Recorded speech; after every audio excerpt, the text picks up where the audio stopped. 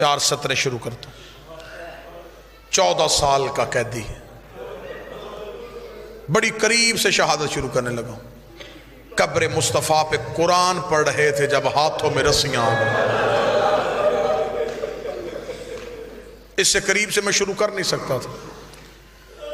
قبر مصطفیٰ پہ تلاوت قرآن کر رہے تھے جب قید کرنے کے لیے سپاہی قبر رسول پہ پہنچے۔ امام کے ہاتھوں پہ قرآن تھا، انہوں نے کھلا قرآن اٹھایا اور امام کے ہاتھوں میں رسیاں پہنا تھی۔ امام کے ہاتھوں پہ رسیاں آئیں، امام اٹھ کے کھڑے ہوئے۔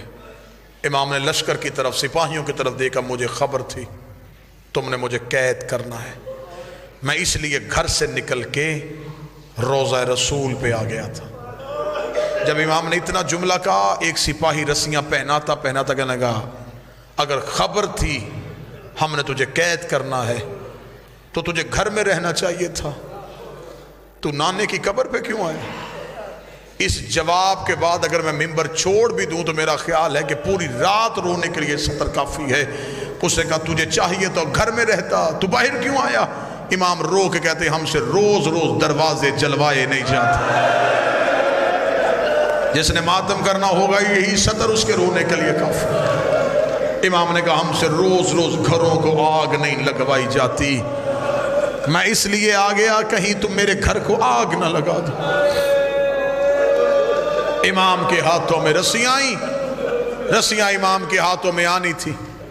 یہاں ایک سپاہی کمینہ سامنے کھڑا، جب وہ امام کو لے کے چلنے لگا، امام نے کہا تم نے گرفتار کر لیا، میں ہو گیا، مجھے خبر ہے کہ تم مجھے کہاں لے کے جا رہے ہو، اتنی اجازت دو۔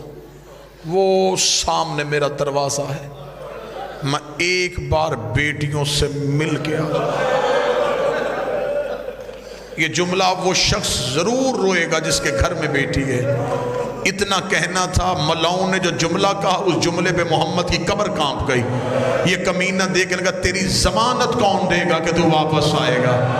اتنا کہنا تھا، موسیٰ کاظم نے دائیں دیکھا، دائیں کے مسلمان اٹھ کے چلے گئے، بائیں دیکھا، بائیں کے مسلمان اٹھ کے چلے گئے۔ رکھ میرے سر پہ قرآن۔ سامنے کوئی یہودی کی دکان تھی، وہ کھلی دکان چھوڑ کے بھاگا، سامنے آ کر مجھے قید کر لو، میں ضمانت دیتا ہوں یہ واپس آ جائے گا، جتنی دیر یہ واپس نہ آئے اتنی دیر مجھے قید رکھو، یہ نہ آئے میرا سر تن سے جدا کر دینا۔ امام نے یہودی کی طرف دیکھ کے کہا جب تو نے میرے نانے کا کلمہ ہی نہیں پڑھا تو نے میری ضمانت کیسے دے دی ہے؟ وہ رو کے تھا اتنے سال ہو گئے مجھے مدینے میں دکان کرتے، مجھے آج پتا چلا تیری کوئی بیٹی بھی ہے۔ میں نے آج تک تیرے گھر سے کسی مستور کی تلاوت کی آواز بھی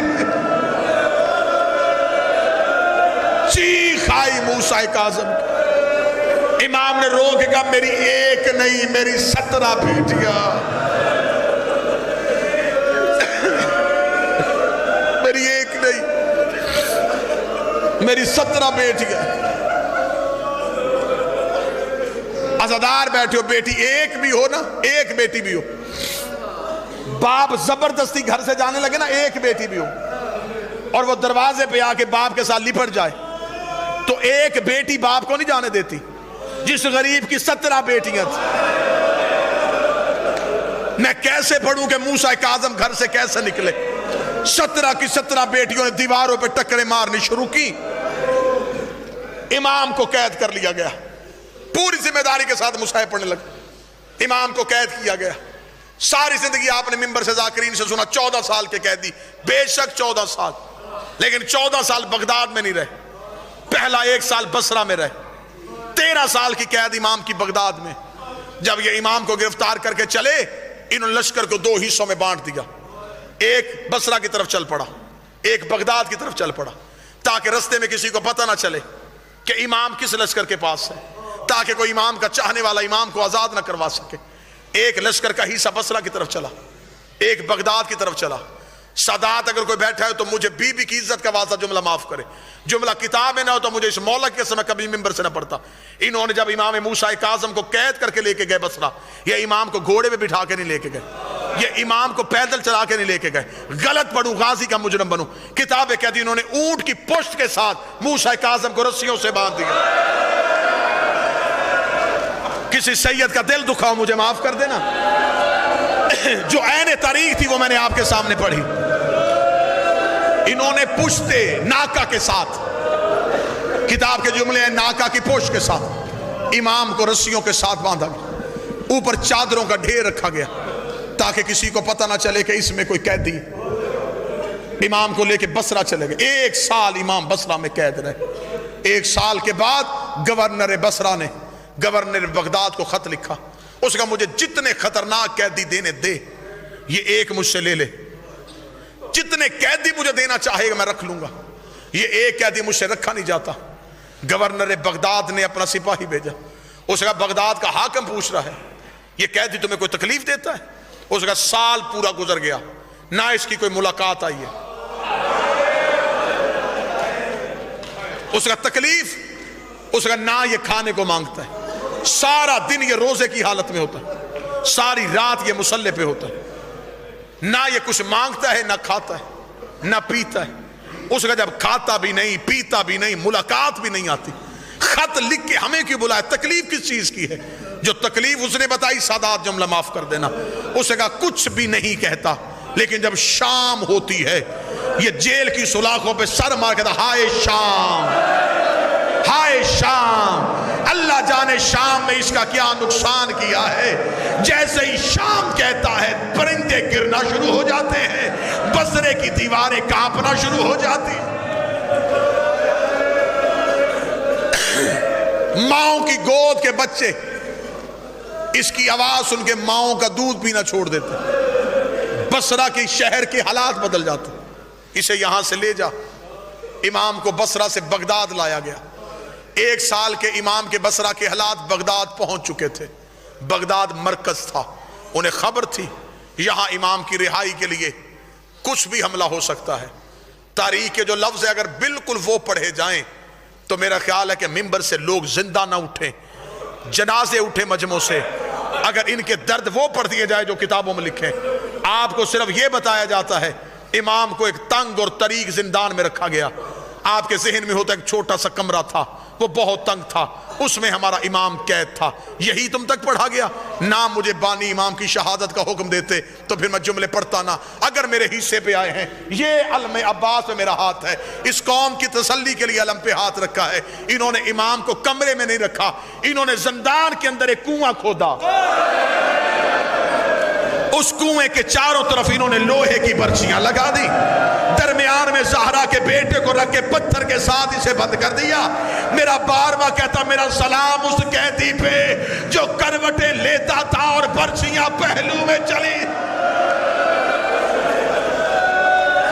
اجرکم من اللہ، سیدہ تمہارا رونا قبول کر، علی کی بیٹی تمہارے آنسو قبول کر۔ اتنا تنگ تھا، امام بیٹھ نہیں سکتے تھے، سر اوپر کر کے امام کھڑے نہیں ہو سکتے تھے۔ 14 سال میں سے 13 سال امام کے رکوع کی حالت میں گزر گئے۔ اسے پتھر کے ساتھ بند کیا ہوا تھا، اس کے اوپر ایک کمرہ بنایا گیا، اس کمرے میں اس زندان کا دروغہ بیٹھتا تھا، اس پہ ایک سلاخیں تھی، ایک چھوٹی سی کھڑکی تھی جو کھڑکی بازار میں گزرتی تھی، بازار میں گزرنے والے لوگ اس کھڑکی کو دیکھتے تھے، اس کھڑکی میں سوائے دروغہ کے کوئی نہیں ہوتا تھا۔ وہ یہ سمجھتا تھا کہ یہ جیل خالی ہے، یہاں کوئی قیدی نہیں، لیکن اس کے اندر کنویں میں امام کو قید کیا ہوا تھا، دروغہ وہاں بیٹھتا تھا۔ 13 سال گزر گئے، 24 رجب کے قریب والے دن آئے، اسی بغداد کے بازار سے ایک ایوب نامی شخص گزرا، جو ہی وہ کھڑکی کے قریب سے گزرا اسے دیکھا کہ اس زندان کا دروغہ رو رہا ہے، اسے روتا ہوا زندان کا دروغہ دیکھا، وہ رک گیا۔ اس کا جہاں تک میری معلومات ہے قیدیوں کے اوپر ہمیشہ وہ سپاہی مسلط کیے جاتے ہیں جو سخت دل ہوں، جنہیں قیدیوں پہ رحم نہ آئے۔ تو زندان کا دروغہ ہو کے رو کیوں رہا ہے؟ اتنا کہنا تھا، کھڑکی پہ سر رکھ کے اس دروغہ کی آواز آئی، دعا کر مجھے موت آ جائے۔ اس کا موت نہ مانگ، مجھے وجہ بتا۔ ہوا کیا ہے؟ اس نے کہا اس زندان میں ایک قیدی ہے، 13 سال ہو گئے ہیں مجھے اس پہ پہرا دیتے ہوئے، یہ مجھ سے کچھ نہیں مانگتا، جب میں صبح اپنی ڈیوٹی پہ آتا ہوں میں صرف اسے سلام کرتا ہوں، یہ مجھے سلام کا جواب دیتا ہے، سارا دن اس کے زندان سے مجھے تسبیح کی آواز کے علاوہ کچھ نہیں سنتا۔ تو اس نے کہا پھر رو کس بات پہ رہا ہے؟ اس نے کہا 13 سال کے بعد اس نے پہلی بار مجھ سے بات کی ہے، اس بات نے میرا جگر پھاڑ دیا ہے۔ اللہ جانے میں جلال پور میں وہ جملہ پڑھوں تم برداشت کیسے کرو؟ ایوب کی آواز ہے، اس نے کیا کہا ہے؟ اس نے کہا 13 سال کے بعد اس نے مجھے آواز دے گا بتا تیری کوئی بیٹی ہے؟ کہتا میں نے رو کے کہا ہاں میری بیٹی ہے، تڑپ کے کہنے لگا منت کر، میں نے 13 سال میں تجھ سے کچھ نہیں مانگا، ایک بار اپنی بیٹی کو زندان میں لے کے آ۔ اس نے کہا بیٹی میری ہے تو کیا کرے گا؟ رو کے اس سے کہا تھوڑی دیر میرے ساتھ باتیں کرے، میں اپنی بیٹیوں سے ملنے کو ترس گیا۔ اجرو کمل یہ کہتا بیٹی لا، اللہ جانے کتنا ترسا ہے بیٹیوں سے۔ ایوب تڑپ گیا، ایوب کی آواز ہے اللہ اس پہ رحم کرے، جلدی سے آزاد کروائے۔ اتنا قیدی، ایسا مجبور، چل ایک کام کر، دروغہ سے کہنے لگا تیرے اندر کی حسرت بھی ختم ہوگی، مجھے میرے مالکوں کی دعا سے بہت کچھ حاصل ہو گیا ہے، میں یہاں اپنے کاروبار کے سلسلے میں آیا ہوں، میرے اوپر بڑی مشکلیں تھیں، مشکلیں ٹل چکی ہیں، میرا کام بہت ٹھیک ہو گیا ہے۔ اگر اس قیدی اتنا مجبور ہے، اس سے جا کے کہے ایک ایوب نامی شخص بازار سے گزرا ہے، وہ تجھے سلام دے رہا تھا اور کہہ رہا تھا میرے حق میں ایک دعا کر دے، اگر تیری دعا قبول ہو گئی میں وعدہ کرتا ہوں میں تیری قیدیں آزاد کرواؤں گا، میں حکومت کو جتنا پیسہ دینا پڑا میں دوں گا، میں تیری قیدیں آزاد کر کے تجھے تیری بیٹیوں سے ملوا دوں گا۔ دروغہ نے کہا دعا کون سی کرنی ہے؟ ایوب نے کہا اس سے کہہ میرا کام سور گیا ہے، جتنی جلدی ہو سکے میں مدینے چلا جاؤں۔ اس کا مدینے جا کے کیا کرے گا؟ اس کا وہاں میرا امام موسیٰ کاظم ہے، میں موسیٰ کاظم کی زیارت کرنا چاہتا ہوں۔ اتنا جملہ کہنا تھا، زندان سے میرے امام کی آواز آئی ایوب کو کہے تجھے میرے قیدی سلام دے رہا ہے، اور سلام دینے کے بعد کہہ رہا ہے کہ کل تیری دعا قبول ہو جائے گی، ایک کام تو بھی کرنا، کل زندان کے دروازے پہ ایک کفن لے کے آنا، ہو سکتا ہے کسی لاوارث قیدی کو تیرے کفن کی ضرورت پڑ جائے۔ ایوب تڑپ گیا۔ دروغہ کہتا ہے کہ اس رات کا میں گواہ ہوں، رات آدھی سے زیادہ ڈھل چکی تھی، امام کی آواز ہے سن اے بندہ خدا، میں نے آج تک تجھ سے کچھ نہیں مانگا، ہم کسی کے حقوق غصب نہیں کرتے، میں تجھ سے یہ نہیں کہوں گا کہ تو زندان کا پتھر ہٹا، میں تجھ سے یہ نہیں کہوں گا کہ تو جیل کا دروازہ کھول۔ امام نے کہا کہ تو گواہ ہے میں نے تجھ سے کبھی کچھ نہیں مانگا، ابھی میں تھوڑی دیر بعد نظروں سے غائب ہو جاؤں گا، شور نہ کرنا، پریشان نہ ہونا، سپاہیوں کو اکٹھا نہ کرنا۔ اس نے کہا کہاں جائے گا تو قیدی؟ فرمایا بیٹیوں سے ملنے جا رہا۔ تیری بیٹیاں رہتی کہاں ہیں؟ مدینہ۔ کہنے لگا بغداد سے مدینہ سفر زیادہ۔ امام نے فرمایا ہم سفروں کے محتاج نہیں ہوتے، ہم کڑیاں اترنے کے محتاج نہیں ہوتے۔ دروغہ کہتا باتیں ہو رہی تھی یا میں نے قیدی کو نظروں سے اوجھل دیکھا، قیدی نظروں سے غائب ہو گیا۔ ادھر مدینے میں حالت کیا ہے؟ رضا کی ماں نماز شب کے لیے وضو کر رہی تھی، یا بی بی کے صحن میں کسی کی کڑیوں کی آواز آئی، کڑیوں کی آواز کا آنا تھا۔ امام رضا کی والدہ اپنی جگہ سے اٹھی، ہاتھ پیچھے کر کے دی اگر یہ سوچ کے میرے گھر میں آیا ہے کہ میرے گھر میں کوئی مرد نہیں ہے تو یہ جان لینا کہ ہم اہل بیت نبوت ہے۔ اتنا کہنا تھا، آواز آئی مجھے پہچان، میں بغداد کا قیدی ہوں۔ بغداد کے قیدی کا نام آنا تھا۔ رضا کی ماں نے دونوں ہاتھ باندھے، رو کر دی مولا مجھے صرف اتنا بتا رہنے آیا ہے یا ملنے آیا ہے؟ فرمایا رہنے نہیں آیا، ملنے آیا ہو، مجھے زہر مل گئی ہے، میری آج آخری رات ہے۔ آخری رات کا نام آنا تھا۔ رضا کی ماں قدموں میں گر گئی، رو کے گل گئی پھر تجھے علی کا واسطہ میری بیٹیاں جگانا نا، میری بیٹیوں کو جگانا نا۔ امام کی آواز ہے کیوں نہ جگاؤں؟ رو کر دی 14 سالوں میں 28 عیدیں میری بیٹیوں نے دروازے پہ گزاری ہے۔ رو رو کے کہتی رہی ہے اماں ہر کسی کا باپ آ گیا، ہمارا بابا نہیں آیا، आज़म हुजरे के अंदर आए, आगे आगे रज़ा की माँ चली, आवाज आई ये तेरी बड़ी बेटी ज़ैनब है, ये उससे छोटी फरवा है, ये उससे छोटी खदीजा है। इमाम एक एक का चेहरा देखते रहे, सबसे आखिर में आए, बीबी की आवाज आई ये तेरी छोटी फातिमा है। फातिमा का नाम आना था। अभी इमाम जमीन पे बैठे, या कौम वाली मलका तड़प के उठी, रो के दी और किसी से मिल ना मिल, मुझे सीने से लगा मैंने कौम की पहाड़ियों में रोल के मर जाना है।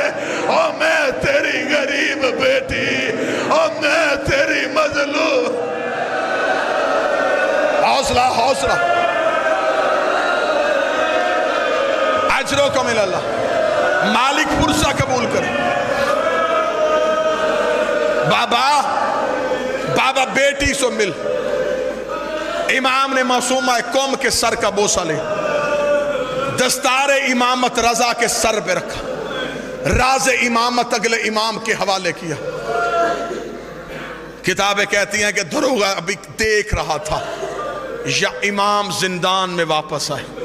जिंदान में आते इमाम की आवाज़, कालू इन्ना लिल्लाहि व इन्ना इलैहि राजिऊन।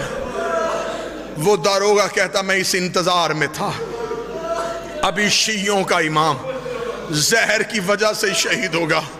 वो कहता मैं जिंदगी में ये मंजर ना देखता। सुबह होने के करीब थी, जिंदान का दरवाजा खुला, दरवाजे का खुलना था, संदिए मलाउन हाथ में एक हुक्मनामा लेके आया था। दरोगा कहता मैंने हुक्मनामा पढ़ा, उसमें लिखा था कि हाकम का हुक्म है कि संदिए मलाउन के लिए इमाम के जिंदान का पत्थर हटाया जाए। वो कहता मैंने कहा मुलाकात करेगा? कहने लगा नहीं, जरूरी काम है। दरोगा कहता मैं वो मंजर अपनी आंखों से ना देखता। जब मैंने पत्थर हटाया, ये कमीना नीचे उतरना शुरू हुआ। इस कुत्ते के हाथ में लोहे का ताज़ियाना था। काश मेरे बस में होता, मैं ये जुमला पढ़ने से पहले मर जाता। दरोगा कहता मैं देख रहा था, इसने ताज़ियानों की बारिश शुरू की। थोड़ी देर के बाद दरोगा की आवाज आई, छोड़ दे। कालू इन्ना लिल्लाहि व इन्ना इलैहि राजिऊन।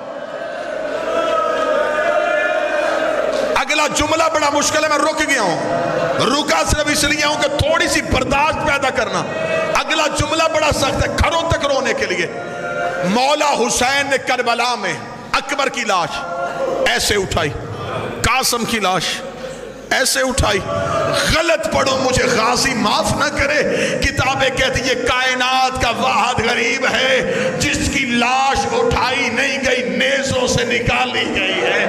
इमाम के जिस्म के टुकड़े इमाम की पर्चियों से निकाले गए हैं। इन्होंने एक चादर में मूसा काज़म के लाशे को रखा। ये बगदाद के पुल की तरफ चले। मैं गलत पढ़ूं, बीबी का मुजरम बनूं। इन्होंने जनाजा रखा नहीं, इन्होंने बगदाद के पुल पे फेंका। जनाजे का फेंकना था। एक काले बुरके वाली बीबी की चीख आई, कोई मेरा बेटा दफना दो, कोई मेरे गरीब को कफन ला दो, कोई मेरे लाल का जनाजा उठा लो।